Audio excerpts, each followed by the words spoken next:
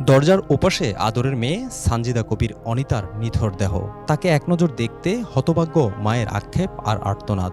বরিশালে প্রেমিকের ভাড়া বাসায় অনার্স পড়ুয়া সানজিদাকে গলা টিপে হত্যার অভিযোগ উঠেছে।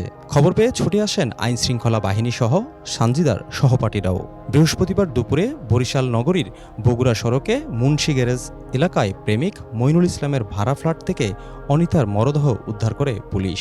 তখন আমার এই ছেলে আমার বাসার সামনেও যাইতো, আমার বাসার সামনে যাইতো। আমি আর নিষেধ করছি। আমার বড় মেয়ে বলছে, তুই আর যদি ফের আমার বাসার সামনে আসিস তুই আমি পুলিশ দৌড়াই দেব। যে এই ছেলে আগে একটা বিয়ে করছে, সেই মেয়েটাকেও সে মারছে। একই ফ্ল্যাটে বসবাস করেন মাইনুলের বৃদ্ধ মা। যদিও ঘটনার সময় তিনি বাইরে ছিলেন বলে দাবি করেন। আমি মেয়ের বাসায় গেছি, আমার মনে হয় আমি মেয়ের বাসায় যাওয়ার পর আর কি এই ঘটনা হয়েছে। আমার যেমন আমি তো তার কাছে থাকলে তার এটা হইতে পারতো না। মাইনুলের বিরুদ্ধে হত্যাকাণ্ডের অভিযোগ এটাই প্রথম নয়। এর আগে মাইনুল তার স্ত্রীকে হত্যার মামলায় ৮ মাস জেল খেটে সম্প্রতি জামিনে বের হয়েছেন।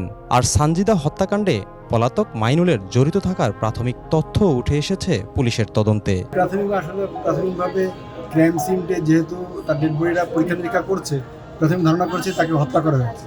তো যেহেতু প্রেমিকের বাসায় প্রেমিকই তাকে হত্যা করছে বলে আমরা প্রাথমিক ধারণা করছি।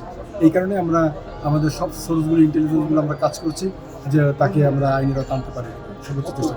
অভিযুক্ত মাইনুল ঝালকাঠি শহরের কাঠপট্টি সড়ক এলাকার মিল্টন আখনের ছেলে। একসময় একটি ওষুধ প্রতিষ্ঠানে চাকরি করতে বলে জানা যায়। তাকে গ্রেপ্তারের অভিযান চলছে বলেও জানায় পুলিশ। ডেস্ক রিপোর্ট, সমকাল।